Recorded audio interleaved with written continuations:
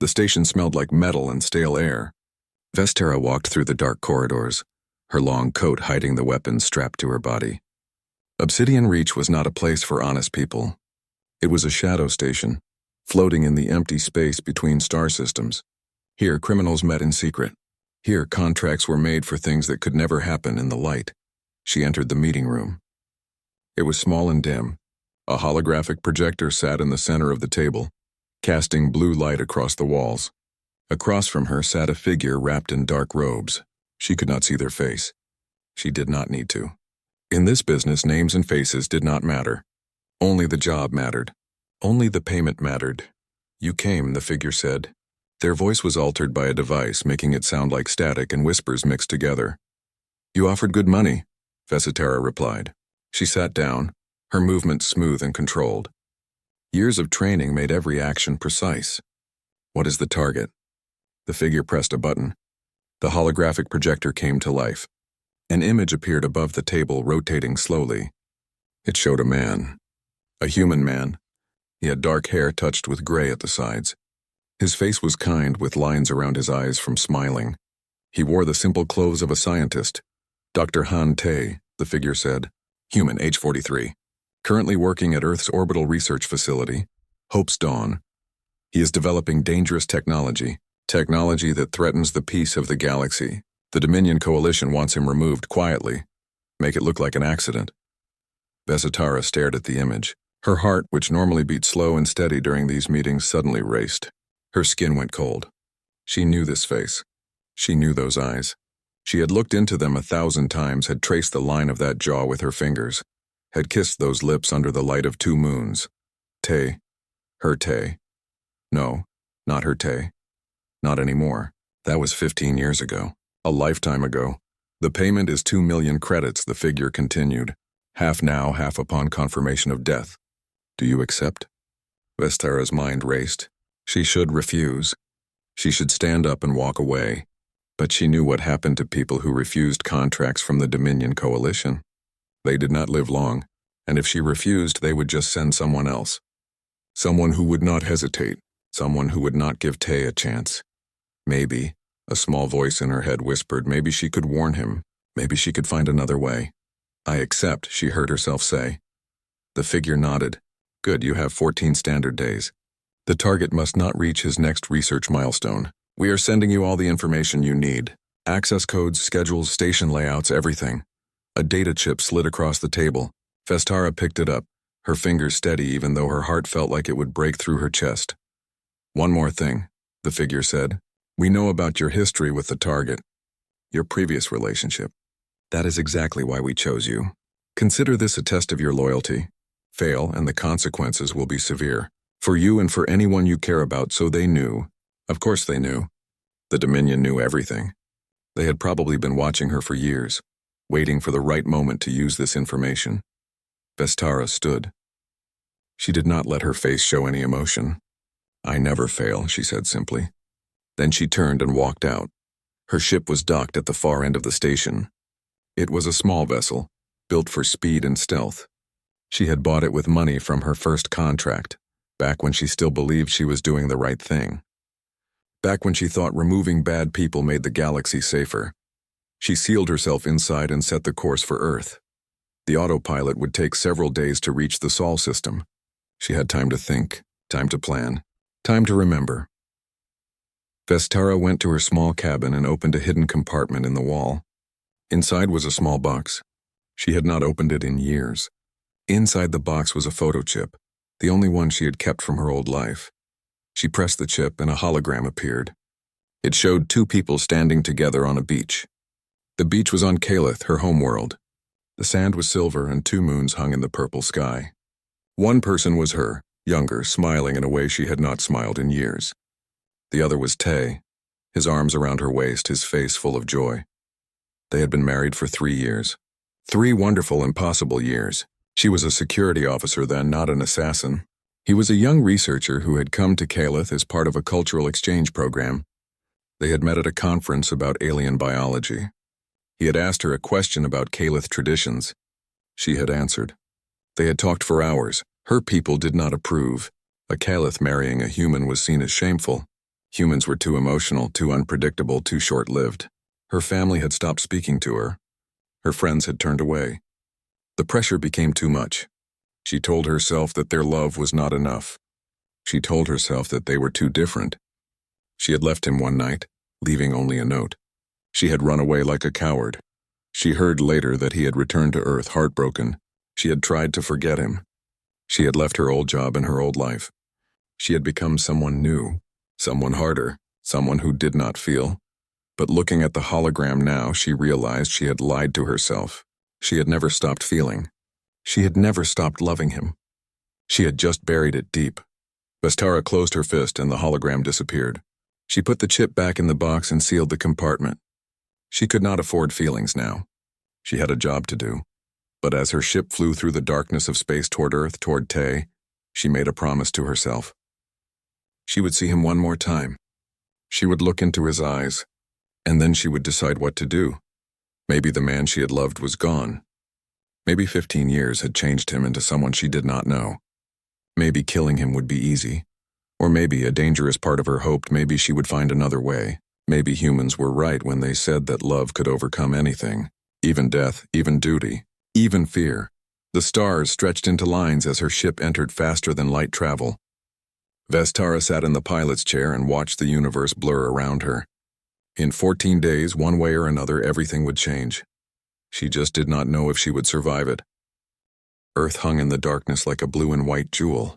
Vestara had seen many planets in her years of travel, but Earth always looked different. It looked alive in a way other worlds did not. Maybe it was because she had once dreamed of making it her home. Maybe it was because the man she loved had been born there. Hope's Dawn orbital station floated above the planet, a massive structure of metal and glass. Lights blinked along its surface like small stars. Ships came and went carrying supplies and people. It was one of humanity's greatest achievements, a research facility dedicated to pushing the boundaries of science. Vestara's ship approached slowly. She had already changed her appearance using advanced makeup and contact lenses that altered her eye color. Her identification papers said she was Dr. Sarah Veck, a visiting researcher from the outer colonies. The documents were perfect forgeries. They had cost her a small fortune, but they would hold up under normal inspection. The docking process was smooth. Security checked her credentials but found nothing wrong. They welcomed her aboard with smiles. Humans were always so friendly, so trusting. It made them easy to infiltrate. It also made what she had to do harder. She was given temporary quarters in the visitor section of the station. The room was small but comfortable, with a window that looked out at Earth. She unpacked her few belongings and hid her weapons and secret compartments she had built into her luggage. Then, she accessed the station's computer network using a data spike, a small device that could bypass most security systems. Within minutes, she had maps of the entire station, work schedules for all personnel, and security camera locations. She studied them carefully, marking the routes she would need to take, the blind spots where cameras could not see. She found Tay's schedule. He worked long hours, often staying in his lab until late at night. He had a small team working with him. Two names appeared frequently: Yuna Pak, his research assistant, and Quan Li, the chief engineer for his project. Vestara needed to see him first. She needed to observe him, to understand his routines, to find the perfect moment and method. She told herself this was just professional planning. She did not admit that she simply needed to see his face again. The next day, she made her way to the research wing. She wore a simple uniform that let her blend in with the other scientists. The station was large and people did not pay much attention to one more researcher walking the halls. She found his lab. Through the glass window in the door, she could see inside. And there he was. Tay stood at a workstation, his fingers moving across a holographic display. He was explaining something to a young woman with short hair who must be Yuna. Even from a distance, Vestara could see the passion in his movements, the way his whole body got involved when he talked about his work. That had not changed, he had aged. The gray in his hair was more pronounced than in his official photos. There were more lines on his face, but he still stood straight and tall. He still had that energy, that spark of curiosity and excitement that had drawn her to him all those years ago. Her chest ached. She pressed her hand against the wall to steady herself. Tay laughed at something Yuna said. The sound carried through the door, muffled but unmistakable. Vestera remembered that laugh. She had worked so hard to forget it, but now it all came flooding back. Lazy mornings in their small apartment, cooking together and making a mess, walking on the silver beaches of Calith while he asked her endless questions about her world. An older man entered the lab. He had gray hair and walked with a slight limp. Quan, she realized. He carried a tray with 3 cups of coffee. Tay took one gratefully and clapped Quan on the shoulder. They talked easily, like old friends. Yuna joined them, and the 3 of them stood together drinking coffee and discussing something on the holographic display. Vestara watched them for a long time. She memorized every detail. The way Tay pushed his hair back when he was thinking. The way he tilted his head when he listened. The way he smiled, genuine and warm, at his colleagues. This was going to be harder than she thought. Over the next few days, she followed him. She learned his patterns. He arrived at the lab early every morning. He worked through lunch, usually eating at his desk. He stayed late most nights, often being the last one to leave. He was dedicated to his work, driven in a way that reminded her of when they had first met. She planted listening devices in his lab, tiny things no bigger than a grain of sand. Through them, she heard conversations about quantum entanglement, faster than light communication, and breaking through dimensional barriers. The science was complex, but she understood enough. Tay was building something revolutionary, something that would change everything. One evening, she followed him to the station's observation deck. It was a large room with floor-to-ceiling windows that looked out at Earth. Few people came here late at night. Tay stood alone, staring at his home planet. Vestera stayed in the shadows, watching him. He looked tired, sad even. He pulled something from his pocket and looked at it. She enhanced her vision using the cybernetic implants in her eyes. It was a small photo, old and worn. She could not see the details, but she saw him trace his finger over it gently before putting it back in his pocket. Did he still think of her? Did he still carry memories of their time together? Or had he moved on? Found someone else, built a new life without her? The thought of him with someone else hurt more than she expected. Tay sighed and turned to leave. Vestera pressed herself further into the shadows, holding her breath. He walked past her, so close she could have reached out and touched him. He did not see her. He looked lost in his own thoughts. When he was gone, she stepped out onto the observation deck. She stood where he had stood and looked at Earth. Somewhere down there in the cities and towns, people lived normal lives. They loved and laughed and dreamed. They did not know about the darkness between the stars, about the people like her who killed for money, about the powerful organizations that controlled the galaxy through fear. Tay was trying to change that. She understood that now. His research was not just about science. It was about freedom, about giving people the ability to communicate without being watched or controlled. The Dominion Coalition wanted him dead because he threatened their power. Vestera returned to her quarters. She sat on her bed and stared at the wall. She had killed many people in her career. Some had been bad people who deserved to die. Some had been innocent people in the wrong place at the wrong time. She had learned not to think about it too much. She had learned to shut off her feelings and just do the job. But this was different. This was Tay. She pulled out the photo chip again and looked at the hologram. The 2 of them, young and happy and foolish enough to believe love was enough. She had been wrong to leave him. She had been a coward. And now the universe was giving her a choice. She could be a coward again and kill him to save herself. Or she could be brave for the first time in 15 years and find another way. The problem was simple. If she did not complete the contract, the Dominion would kill her. They would send other assassins after Tay. Her death would accomplish nothing except removing one person who might be able to help him. But if she went through with it, if she killed him, she would lose the only person she had ever truly loved. She would lose herself completely. She would become the monster she had been pretending to be all these years. Vestera closed her eyes. She had 10 days left on her contract. 10 days to decide between duty and love, between survival and sacrifice. 10 days to figure out if there was a third option, one where both she and Tay could live. She did not sleep that night.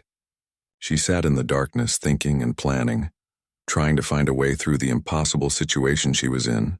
And for the first time in years, she prayed to the old gods of Calith, gods she had stopped believing in long ago. She prayed for wisdom. She prayed for courage. She prayed for a miracle. Vestera spent the next day breaking into the station's secure communication network. It was risky. But she needed to understand why the Dominion wanted Tay dead. The official contract had given her basic information, but she knew there was always more to the story. There always was. She set up her equipment in her quarters, using signal boosters and encryption crackers that would make most security experts jealous. The Dominion's communications were heavily protected, but she had years of experience and some very expensive software. It took hours of careful work, but eventually she broke through. The files she found made her blood run cold. Tay's research was even more dangerous to the Dominion than she had realized. He was not just building a communication device. He was building freedom itself. His technology would allow instant communication across any distance in the galaxy, completely untraceable and impossible to intercept. No government or organization would be able to control the flow of information. No one could spy on messages or cut off communications to rebellious worlds. The Dominion Coalition controlled half the known galaxy through their monopoly on long-distance communication. They owned the relay stations. They monitored every message. They decided what information reached which planets. It was how they maintained power, how they crushed resistance before it could organize, how they kept entire civilizations under their control. Tay's device would destroy all of that. Overnight, billions of people would have a voice that could not be silenced. Worlds that had been isolated would be able to talk to each other, to organize, to resist. The Dominion would lose everything. Vestara sat back in her chair, her mind racing. This was bigger than she had imagined. Tay was not just some scientist with a dangerous idea. He was a revolutionary, whether he saw himself that way or not. He was a threat to the most powerful organization in the galaxy. She dug deeper into the files. She found communication logs, planning documents, and threat assessments. Her hands froze when she found a particular message. It was from 3 months ago. A Dominion intelligence officer was reporting on Tay's progress. The message said that Tay had received warnings. Anonymous messages telling him to stop his research, telling him his life was in danger. But Tay had refused to quit. He had increased security around his lab and kept working. There was a recording attached to the message. Vestara hesitated, then played it. Tay's voice filled her small room. This is Dr. Han Tay, personal log, day 73 of the Entanglement Project. I received another threat today. They want me to stop. They want me to destroy my research and pretend it never existed. He paused. She could hear him take a breath. I'm afraid, he continued. I would be a fool not to be. I know powerful people want me dead. I know an assassin might come for me at any time. But I cannot stop. I will not stop. Humanity did not reach the stars by giving up when things got hard. We did not overcome our own divisions and prejudices by choosing the safe path. We did it by being stubborn and brave and maybe a little bit crazy. Another pause. Then his voice softened, becoming almost sad. If I die, I hope whoever finds this understands. I am not doing this for glory or recognition. I am doing this because information should be free. Because people deserve to talk to each other without being watched. Because somewhere out there on some planet I have never seen, there is someone who needs this technology to speak truth to power. If this device can help even one person stand up against tyranny, then it is worth the risk. It is worth my life. The recording ended. Vestara sat in silence, her throat tight with emotion. That was the man she had fallen in love with. The man who believed in something bigger than himself. The man who would sacrifice everything for what he thought was right. He had not changed at all. She wanted to scream. She wanted to throw her equipment against the wall. She wanted to cry for the first time in years. Instead, she took a deep breath and kept searching through the files. She found something else, something that changed everything. The Dominion knew about her past with Tay. They had always known. In fact, they had specifically chosen her for this contract because of it. There were internal messages discussing it, debating whether she would complete the mission or fail. Some thought she would be professional and kill him without hesitation. Others thought her old feelings would get in the way. They had made bets on what she would do. It was a test, a twisted, cruel test of her loyalty, and if she failed, the punishment would be severe. There was a file on her implant, the neural device that all contract assassins carried. It was supposed to help with aim and reaction time, but it had other functions, hidden functions. If she failed to complete the contract within the time limit, the implant would send a signal. Within hours, other assassins would come for her. The Dominion would make an example of her. But that was not all.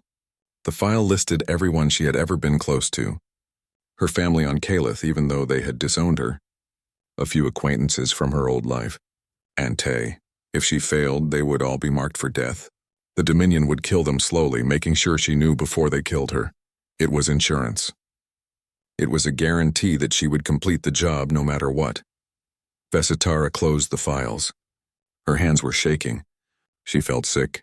The Dominion was not just evil. They were thorough. They had thought of everything.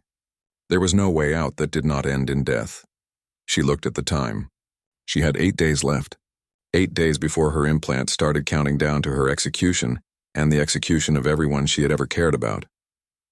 An alarm suddenly blared in her room. She jumped up, her training kicking in. Someone had detected her intrusion into the secure network. Security would be coming. She had minutes, maybe less. She destroyed her equipment quickly, using acid to melt the circuits and a small charge to blast the remains into dust. She hid her weapons and changed clothes, making herself look like she had just woken up. Then she waited. The security team arrived within 5 minutes. They knocked on her door politely. She opened it, looking confused and slightly annoyed. "Dr. Vec," the lead officer said, "we have detected unusual network activity coming from this section. Have you noticed anything strange?" "Strange?" Vestara said, keeping her voice sleepy and irritated. "The only strange thing is being woken up in the middle of the night." "I was sleeping." The officers scanned her room with handheld devices. They found nothing. Her equipment was destroyed, the evidence gone. After a few more questions, they apologized and left. Vestara closed the door and leaned against it. That had been too close. She could not take risks like that again.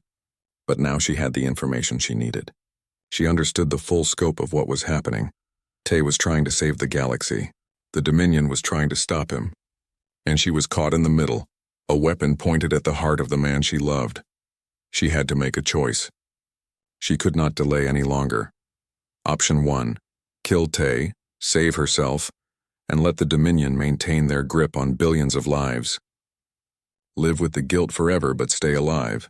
Option 2, refuse the contract, die along with everyone she had ever cared about, and accomplish nothing because the Dominion would just send another assassin who would succeed where she failed. Option 3, find a way to fake Ty's death, satisfy the contract, and somehow keep both of them alive long enough to figure out a real solution. Option 3 seemed impossible, but humans had taught her something during her time with Tay. They had a saying, "Impossible just means no one has done it yet." She spent the rest of the night planning. She accessed the station's records on accidents and deaths. She studied the security protocols for body identification. She researched the materials in Ty's lab, looking for things that could be used to create a convincing false death. It could work. It would require perfect timing, incredible luck, and help from people she did not know if she could trust. But it could work. The bigger problem was Tay himself. She would have to talk to him. She would have to reveal who she was and why she was there. She would have to ask him to trust her, even though she had abandoned him 15 years ago. She would have to face him and see what was in his eyes when he looked at her. Hate, sadness, indifference? She did not know which would hurt more. As the station's artificial dawn began lighting up her window, Vestara made her decision. She would try for option 3. She would try to save both of them. And if it did not work, if everything fell apart, at least she would die trying to protect the man she loved. That was better than living as the person who killed him. She just had to figure out how to approach him, how to convince him to trust her, how to make him understand that the woman who had broken his heart was now his only hope for survival. Time was running out. She had to act soon. The security sweep had changed everything. The station was on alert now, looking for intruders and suspicious activity. Vestara could not take her time anymore. She had to act. She watched Tay's schedule carefully. Most nights he stayed in his lab late, working alone after his team went home. Tonight would be the same. She waited in the shadows near his lab, her heart pounding in a way it had not pounded during any other mission. She had killed dangerous warlords without fear. She had infiltrated military bases without breaking a sweat. But the thought of facing Tay again terrified her. The hours passed slowly. Yuna left first, saying goodbye to Tay through the glass door. Then Quan, who patted Tay on the shoulder before heading out. Finally, Tay was alone. Vestara waited another 30 minutes to be sure. Then she checked the hallway cameras. She had already looped the footage, so security would see empty hallways even when she was there. She approached the lab door and used her codebreaker to unlock it. The door slid open silently. Tay stood at his workstation, his back to her. He was studying a holographic model of what looked like a complex network of quantum connections. His fingers moved through the light, adjusting parameters, muttering to himself. "You can close the door," he said without turning around. "I know someone is there." Vestara froze. She had been silent, careful. How had he known? "The door opening changed the air pressure," Tay continued, still not looking at her. "I felt it. And this lab has sensors that alert me when someone enters after hours." He paused. "I have been expecting someone like you for weeks now." He turned around and their eyes met for the first time in 15 years. Vestara saw recognition flash across his face. His eyes went wide. His mouth opened slightly. The tablet he was holding slipped from his fingers and clattered on the floor. "Nari?" he whispered, that name, the name she had used during their marriage. She had not heard it in so long. It hurt to hear it now, in his voice, full of shock and pain and something else she could not identify. "Hello, Tay," she said quietly. She let her disguise drop, changing her posture, her expression, becoming herself again instead of Dr. Sarah Veck. "I am sorry it has to be like this." He stared at her for a long moment. Then he laughed, but it was not a happy sound. It was bitter and sad. "I should have known," he said. "When they told me an assassin was coming, I wondered if it might be you. But I told myself no, not Nari, not her. She would never." He trailed off, shaking his head. "But here you are." "Here I am," Vestara agreed. She kept her hand near her weapon, though she did not draw it. She did not know what she would do if he tried to run or call for help. "Are you going to kill me?" he asked directly. His voice was steady. He was afraid, she could see it in his eyes, but he was not panicking. That was Tay, always calm in a crisis. Always thinking. "I do not know," she admitted. "That is why I am here. To talk first." "Talk," Tay repeated. He bent down and picked up his tablet, placing it on the workstation. "You left me without talking 15 years ago. You left a note that said you could not be with a human, that our worlds were too different. You broke my heart without talking. Why start now?" His words cut deeper than any knife. She deserved them, she knew. But they still hurt. "Because I was a coward then," she said. "And I'm trying not to be a coward now." Tay studied her face. "You are really here to kill me. The Dominion sent you." "Yes. Because of my research. Because I am building something that threatens their power." "Yes." He nodded slowly. "And they sent you specifically because of our history. Because they want to see if you will do it. If you will kill someone you once loved." Vestara felt something break inside her. "I still love you," she said, the words coming out before she could stop them. "I never stopped. I tried. I tried to forget you, to move on, to become someone who did not feel anything. But I failed. I have thought about you every day for 15 years. Tay's expression softened for just a moment. Then he hardened again. "Love is not enough, though, is it? You taught me that. You loved me, but you left anyway. So why should I believe that your love will save me now?" "Because I am here," Vestara said. "I am here talking to you instead of just killing you. I am here trying to find another way, even though it means risking my own life. I am here asking you to trust me one more time." "Trust you?" Tay said. "You are an assassin. You kill people for money. How did that happen?" "What happened to the woman I married?" "She died when you left Calith," Vestara said quietly. "Or maybe she died when I let you leave. I do not know anymore. I lost myself, Tay. I became what my people always said I should be. Cold, efficient, unfeeling. An assassin was just the next logical step." They stood in silence for a moment. The lab hummed quietly around them, the machines doing their work regardless of the human drama playing out. "Why are you really here?" Tay finally asked. "If you were going to kill me, you would have done it already. If you were going to warn me and leave, you would have done that too. So what do you want?" "I want to save both of us," Vestara said. She stepped closer, still keeping distance between them but closing the gap slightly. "I found out what you are building. I understand why the Dominion is afraid. They should be afraid. What you are doing is going to change everything. So you agree with them? You think I should die?" "No," she said firmly. "I think you are right. I think the galaxy needs what you are building. I think freedom of information is worth fighting for, worth dying for. But I do not want you to die, and I do not want to die either. So I am proposing something crazy. Tay raised an eyebrow, an expression she remembered well. Crazy is a human specialty. What is your idea? We fake your death, Vesitara said. We make it look like you died in a lab accident. I provide proof to the Dominion. They think the threat is eliminated. You disappear. Continue your work somewhere safe. I complete my contract and stay alive. And when the Dominion realizes I am not really dead, when my research suddenly appears again, by then it will be too late. If your work is complete, if the technology is already out there, there is nothing they can do. They cannot kill an idea whose time has come. Tay considered this. She could see his mind working, analyzing the plan, looking for flaws. It could work, he said slowly, but it would require perfect execution and help. I cannot fake my own death alone. I can help, Vestara said. I have experience with this kind of thing. I am sure you do, Tay said dryly. Then his expression changed, became more serious. But there is a problem.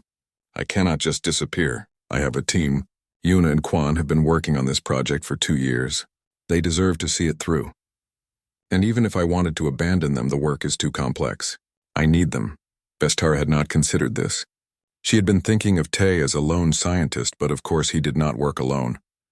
Modern research required teams. Then we bring them into the plan, she said. We tell them the truth and ask for their help. Tell them that my ex-wife is an alien assassin who has been sent to kill me but wants to help instead? Tay said. That should be an interesting conversation. Despite everything, despite the tension and fear and sadness, Vestara almost smiled. You always could find humor in dark situations. It is a human thing, Tay said. We laugh so we do not cry. Or sometimes we do both at the same time. They looked at each other for a long moment. There was so much history between them, so much pain and regret. But there was also something else. A connection that had never really broken, just bent and hidden. Why should I trust you? Tay asked again, quieter this time. Because I came here to talk instead of kill, Vestara said. Because I am risking everything to give you a chance. Because despite everything that has happened, despite all the ways I have failed you, I am still the woman who loved you on that silver beach under 2 moons. I am still Nari somewhere deep inside, and she is begging you to let her make this right. Tay closed his eyes. When he opened them again, they were bright with unshed tears. I have carried a photo of you for 15 years, he said. I have told myself 1,000 times to throw it away, to move on, to forget you. But I could not. Because despite everything, despite the pain you caused, I still love you too. I never stopped either. Vestara felt tears on her own face. She had not cried in years. She had forgotten how, so what do we do? She asked. We try your crazy plan, Tay said. We fake my death, fool the Dominion, and finish my research. And maybe, if we survive all of this, we talk about what comes after, about whether 2 broken people can put each other back together. I would like that, Vesistara said softly. Tay took a step toward her, then another. He stopped just in front of her, close enough to touch. If you betray me again, it will kill me, he said. Not physically, maybe, but it will break something inside me that can never be fixed. Do you understand? I understand, she said. I will not betray you. I swear it on everything I am.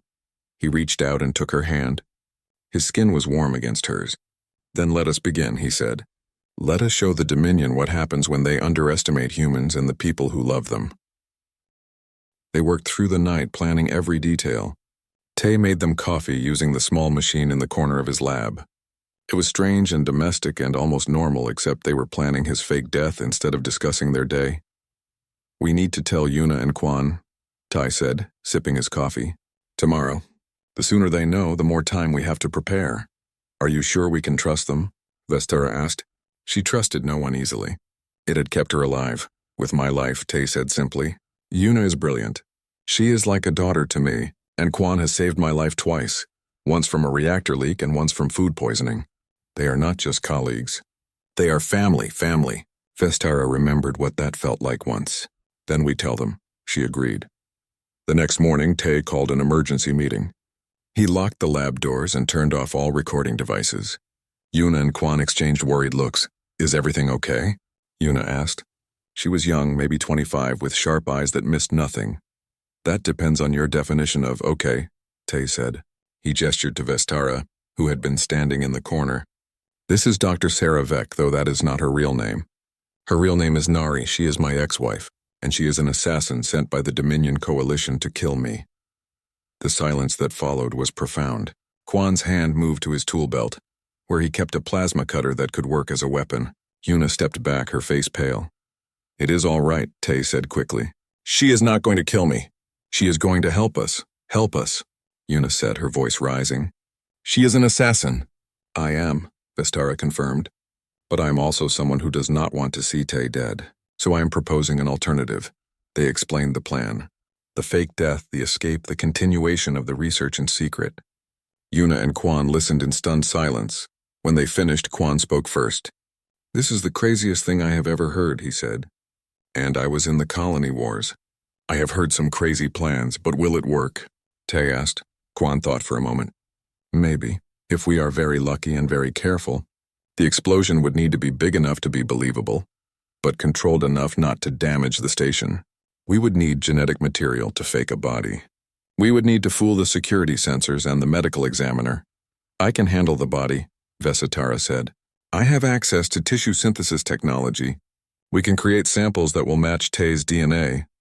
Yuna was shaking her head. This is insane. We are scientists, not spies. How are we supposed to pull this off? By being smarter than them, Tay said. By using our knowledge and skills in ways they do not expect. Humans have always been good at that. We are problem solvers. This is just another problem. A problem where we all die if we mess up, Yuna pointed out. True, Tay admitted. I will not force you to help. If you want to walk away, I understand. But I need to do this. My research is too important. If I die, the Dominion wins. If I disappear and finish the work, the galaxy changes forever. Quan looked at Yuna. They seemed to have a silent conversation with just their eyes. Then Quan turned back to Tay. I am in, he said. You saved my career when no one else would hire an old engineer with a bad leg. I owe you. Besides, someone needs to make sure you do not blow yourself up for real. Yuna bit her lip. I am scared, she admitted. Me too, Tay said gently. Being scared is smart. But sometimes we have to do the scary thing anyway. Yuna took a deep breath. Okay, I am in too. But I get to help plan the explosion. I do not trust anyone else to do the math right. Vestara felt something unfamiliar. Gratitude. These humans barely knew her, and she had just admitted to being an assassin sent to kill their friend. But they were willing to risk everything to help. It was foolish. It was brave. It was very human. They spent the next 3 days planning. Yuna calculated the exact amount of explosives needed to destroy the lab's central workstation, while leaving the rest of the room intact. Quan designed a delayed trigger that would give them time to evacuate. Vestara created fake tissue samples and planted them where the explosion would scatter them. They worked in secret, careful not to let anyone else see what they were doing. It was exhausting, but there were moments of lightness too. Quan told stories about the colony wars, making them laugh despite the tension. Yuna ordered food for everyone, insisting that they could not plan properly on empty stomachs. And sometimes Vestara and Ty's hands would brush as they worked side by side, and the world would stop for just a second. One evening, after Yuna and Quan had left for the night, Tay and Vestara sat together in the empty lab. They were tired, running on coffee and determination. Tell me what happened, Tay said quietly. After you left, how did you become an assassin? Vestara stared at her hands. I went home to Calith.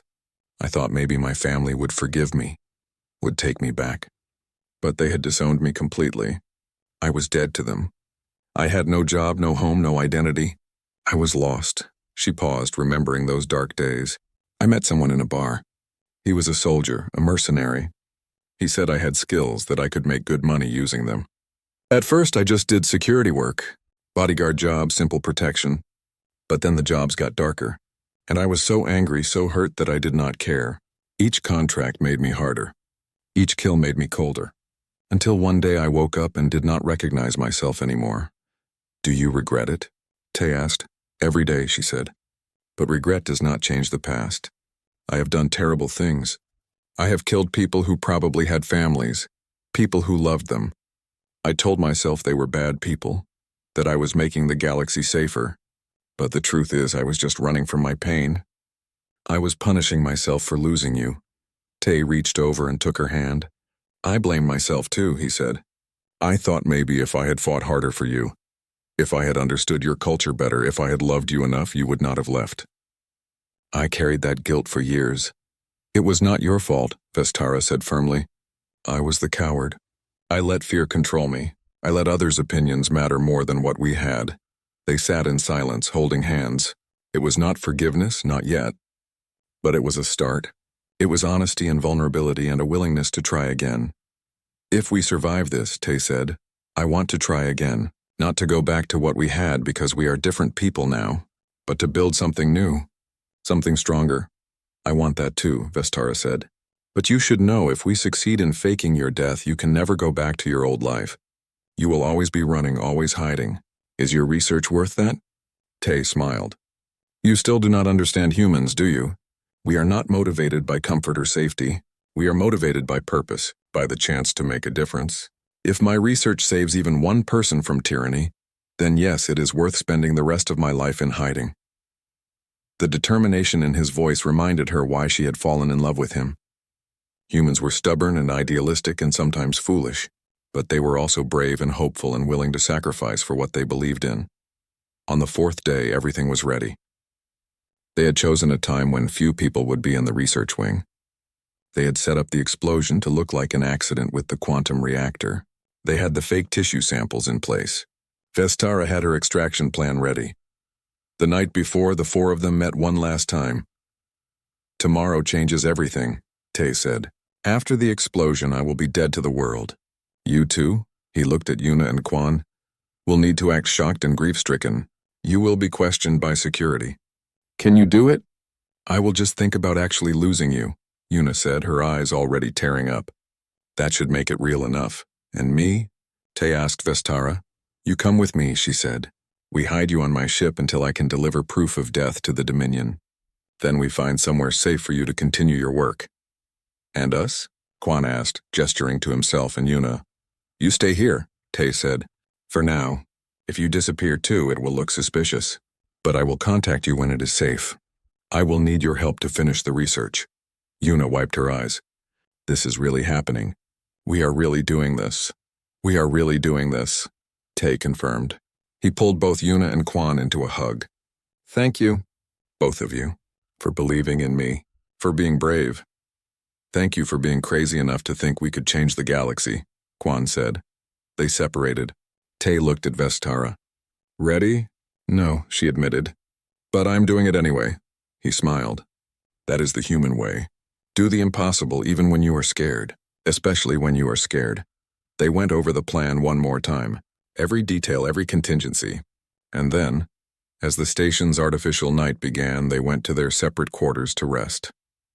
Tomorrow Dr. Hante would die, and the real fight for freedom would begin. Vestara lay in her bed staring at the ceiling.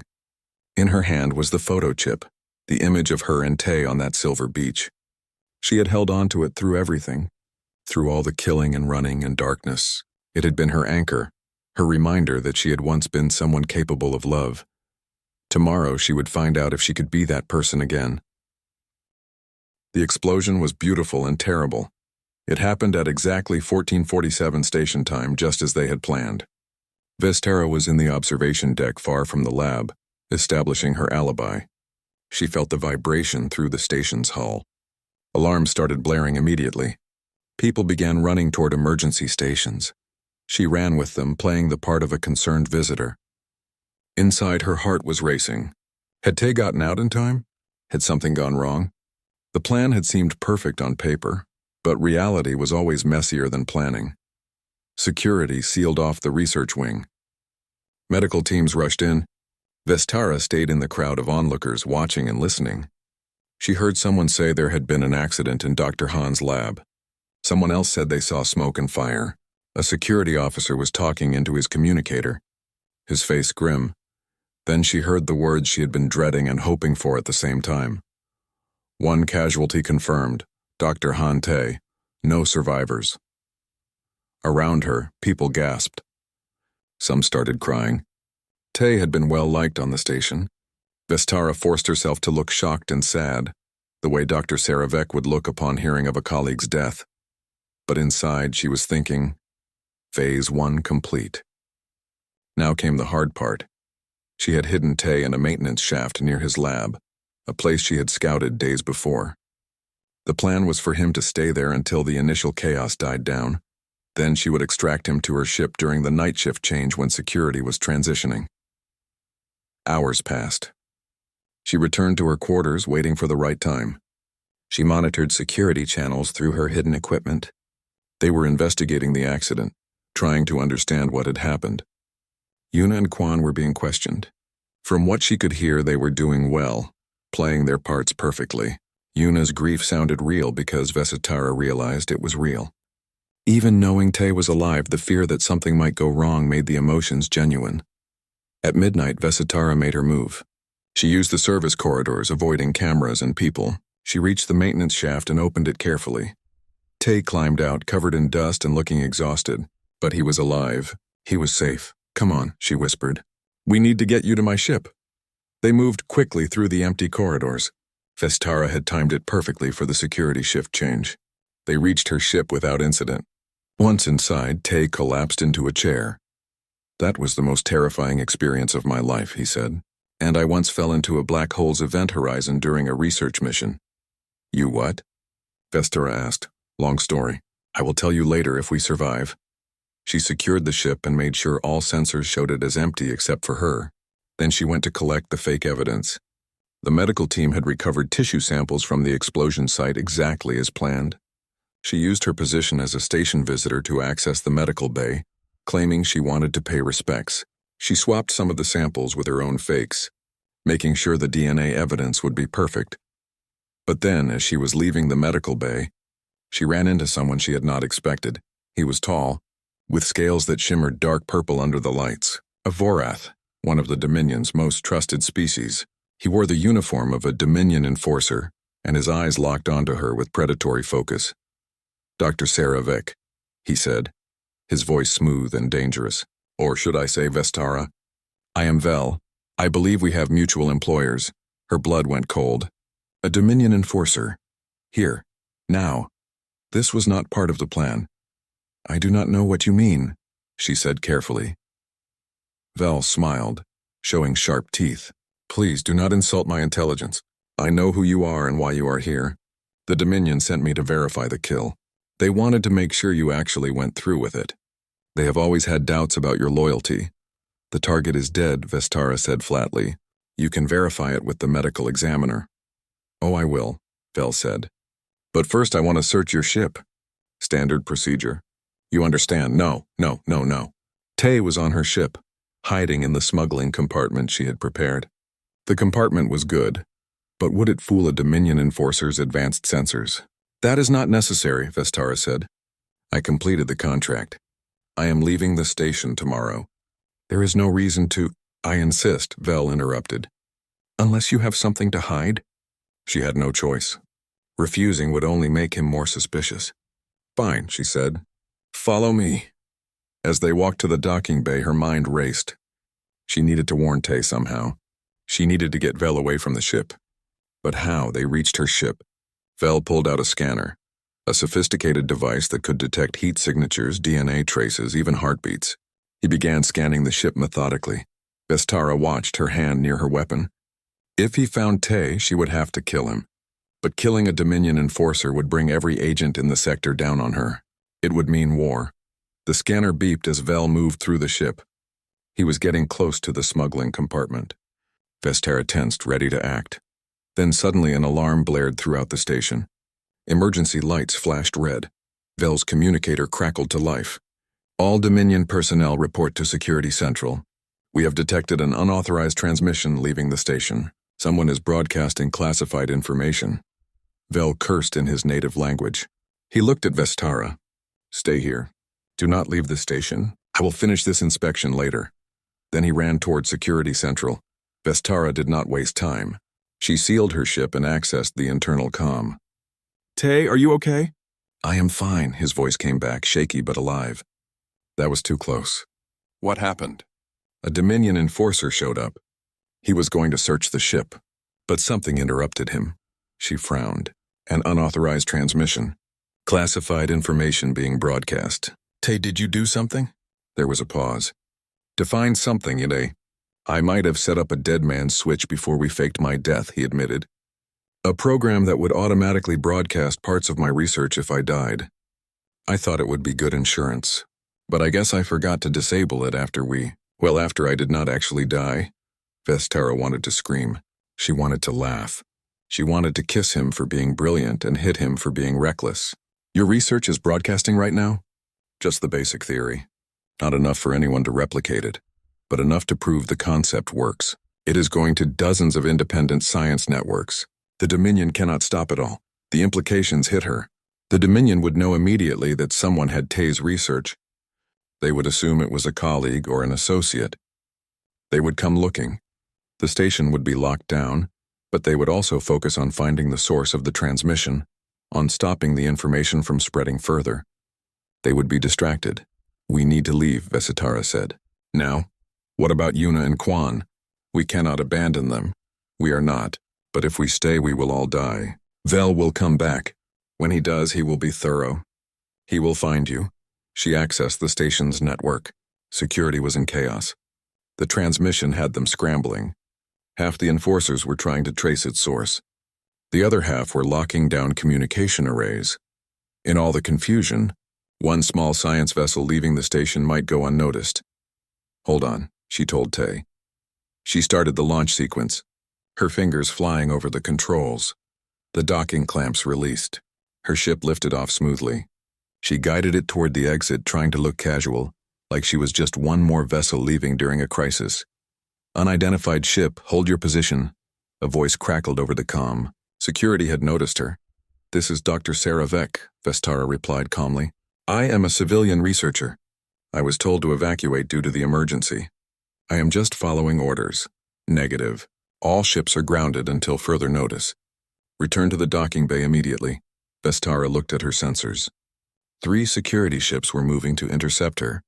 Behind her, she could see the station's defense turrets powering up. I am returning now, she lied. Then she pushed the engines to full power. The ship surged forward. Alarms blared. The security ships accelerated to chase her. Energy weapons fired, missing her hull by meters. They are shooting at us. Tay yelled from the back. I noticed. Vestara yelled back. She threw the ship into a spin, dodging another blast. Her hands moved instinctively. Years of combat, flying, taking over. Earth loomed ahead. Massive and blue. She dove toward it, using the planet's gravity well to increase speed. The security ships followed, still firing. She was faster, but they had better weapons. She needed to reach the jump point, the place where she could engage her faster-than-light drive. But it was still 30 seconds away. 30 seconds where they were completely vulnerable. Tay! She shouted. I need you to do something for me. What, that device you built? The communication device. Does it work? The prototype? Yes, but it is not ready for... Can you use it to jam their targeting systems? A pause. She heard him moving around, opening compartments. Maybe, if I can generate a strong enough quantum pulse, but I would need to route it through your ship's comm array. Do it. More weapons fire. One shot grazed her shields, making the whole ship shudder. Warning lights flashed across her console. Come on, Tay, she muttered. Be brilliant, be human. Do the impossible. Got it, Tay shouted. Sending the pulse in 3, 2, 1. The ship hummed with a strange vibration. On her sensors, she saw the security ship's weapons suddenly go dark. Their targeting systems had been scrambled by the quantum pulse. The ship drifted through the void, its engines quiet. Inside, Tay paced back and forth while Vestara sat at the controls thinking. We have to go back, Tay said for the 10th time. We cannot leave them. If we go back, we all die, Vestara said. She kept her voice calm, but inside she was screaming. Yuna and Quan were innocent. They had only tried to help, and now they were paying the price. Then we all die, Tay said firmly. I will not sacrifice them for my research. I will not let them suffer because of me. That is exactly what Vel wants. He knows you will come back. He is counting on it. I do not care. Tay slammed his hand on the wall. Those are my people, my family. I am not human if I abandon them. Vestara stood and faced him. And I am not Caliph if I let you walk into a trap. We need a plan. We need to be smart about this. We have 11 hours, Tay said, checking the time. What kind of plan can we make in 11 hours? Vistara's mind was racing. Vel had made a mistake. He had given them time. Time to think, time to act. He probably thought they would panic, that they would rush back and surrender. But humans did not give up, and neither would she. Tell me about your device, she said. The communication device. What else can it do? Tay blinked, confused by the change of subject. What do you mean? You used it to jam the security ship's targeting systems. What else? Can it do more? In theory, yes. It manipulates quantum entanglement across space. I could use it to intercept communications, override systems, maybe even disrupt electronics on a large scale. But I have not tested most of those applications. It could fail. It could explode. It could give us an advantage, Vesistara interrupted. The Dominion has better weapons, more ships, more people. But they do not have your device. They do not have human ingenuity. Tai stopped pacing. She could see his mind working, the way it always did when faced with a problem. You're talking about going on the offensive, not just rescuing Yuna and Quan, but fighting back. I am talking about winning, Vestara said. Your research is not just about communication. It is about freedom, about breaking the Dominion's control. So let us break it. Let us show them what happens when they threaten the people we love. A smile slowly spread across Tay's face. It was not a kind smile. It was determined and fierce and absolutely human. You want to attack a space station? With just the two of us, against dozens of Dominion enforcers? Yes. That is crazy. That is human, she reminded him. He laughed, short and sharp. All right. Let us be crazy. Let us be human. What is your plan? They worked through the night, building a strategy that was part brilliance and part desperation. Tay modified his device, expanding its range and power. Vestera plotted an approach to the station that would avoid most of their sensors. They gathered every weapon she had on the ship, every tool, every piece of equipment that might be useful. This will probably kill us, Tay said at one point. Probably, Vestara agreed, but we are going to try anyway. Because that is what humans do. We try impossible things. We fight unwinnable fights. We refuse to give up even when we should. And sometimes, Vesitara said softly, you win. With 2 hours left on Vel's deadline, they approached the station. Vestara had sent a message ahead telling Vel they were coming to surrender. She made Tay sound defeated, broken, willing to trade himself for his friends. It was a lie. But Vel believed it because he wanted to believe it. The station let them dock. Security teams were waiting, weapons ready. Vestara and Tay walked out of the ship with their hands up, looking like they had given up. Vel stood in the docking bay flanked by enforcers. He smiled his cruel smile. How wise of you to return. I was hoping you would. Killing you face to face will be much more satisfying than hunting you across the galaxy. Let my friends go, Tay said. That was the deal. We surrender, they go free. Did I say that? Vel pretended to think. I do not recall making any such promise. I said you had 12 hours to return. You did, good. Now you all get to die together. How touching. Behind Vel, Yuna and Quan were dragged into view. They looked hurt but alive. Yuna had a bruise on her face. Quan was limping worse than usual. But their eyes were still sharp, still aware. One question before you kill us, Tay said. He pulled out a small device from his pocket. Do you know what this is? Vel's eyes narrowed. A weapon? No. It is a quantum communication broadcaster. The same device your employers want destroyed. And I have just activated it. What? Vel raised his hand, signaling his enforcers to fire, but Tay pressed a button and the device pulsed with energy. Throughout the station, every electronic system flickered. Lights went out. Security cameras died. Weapons powered down. Doors locked or unlocked randomly. In the darkness and chaos, Vestara moved. She had counted the enforcers, memorized their positions. Her hands found the weapons she had hidden on her body. Small but deadly. She fired in the dark, each shot precise. Tay dove toward Yuna and Quan. He had a blade, another weapon Vesitara had given him. He cut through their restraints as the lights flickered back on. Vel was shouting orders, but his communicator was not working. His enforcers were scrambling, trying to reboot their weapons. The quantum pulse had scrambled everything electronic on the station. Go, Vestara shouted. Back to the ship, they ran. Enforcers fired at them, but without their targeting systems, most shots went wide. Quan grabbed a fallen weapon and returned fire, making them duck for cover. Yuna helped support Tay, who was limping from a graze on his leg. They reached the ship. Vestara slammed the door controls, sealing them inside. Tay, can you fly while I hold them off? I think so. He climbed into the pilot's seat, his hands shaking but determined. Vestara positioned herself at the airlock, firing at the enforcers trying to breach the ship. There were too many. They were going to break through. We need more time, she shouted. I am working on it. Tay yelled back. The engines were warming up, but it was slow, too slow. Then Yuna pushed past Vestara. I have an idea. She grabbed Tay's device and started adjusting it. If I can redirect the quantum pulse directly into their ship systems, that could cause a cascade failure, Quan said, understanding immediately. All their systems would crash. Exactly. Yuna's fingers flew over the controls. We just need to there.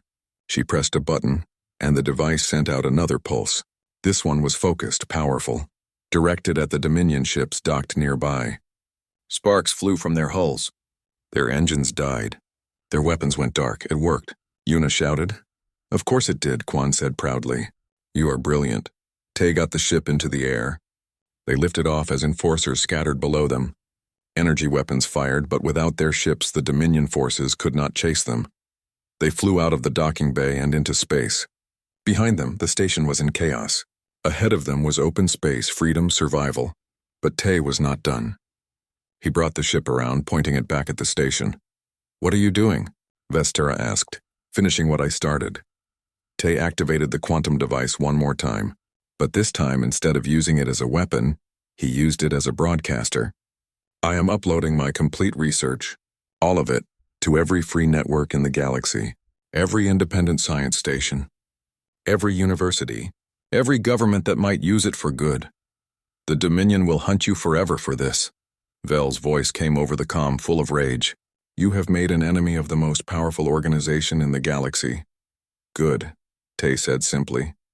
Because you have made an enemy of humanity, and humans do not lose in the long run. We are too stubborn, too hopeful, too unwilling to give up our freedom. He pressed the final button and the data stream launched. Information poured out into the galaxy, spreading like light, unstoppable and bright. Within hours, the news spread.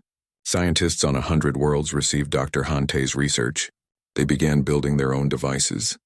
Communication that the Dominion could not control or intercept. Voices that had been silenced suddenly speaking. Worlds that had been isolated suddenly connecting. It was the beginning of a revolution. Not a violent one, but something more powerful. A revolution of information, of freedom, of people choosing to speak truth even when it was dangerous. The Dominion tried to stop it. But you cannot kill an idea whose time has come. You cannot silence a galaxy that has found its voice. Tay, Vestara, Yuna, and Quan flew away from the station, heading into deep space. They were fugitives now, wanted by the most powerful organization in the galaxy. But they were alive. They were together. And they had changed everything. On the ship's view screen, they watched the news feeds. Protests on Dominion-controlled worlds, celebrations on free colonies. Scientists praising Tay's work, politicians demanding change. We did it, Yuna whispered. We actually did it. You did it, Quan corrected, looking at Tay. You crazy, brilliant human. You changed the galaxy. Tay shook his head. We did it together. Human ingenuity combined with Kalith courage. Young brilliance and old wisdom. That is how you beat impossible odds. That is how you win. He took Vestara's hand. She squeezed back, feeling something she had not felt in 15 years. Hope. What happens now? She asked.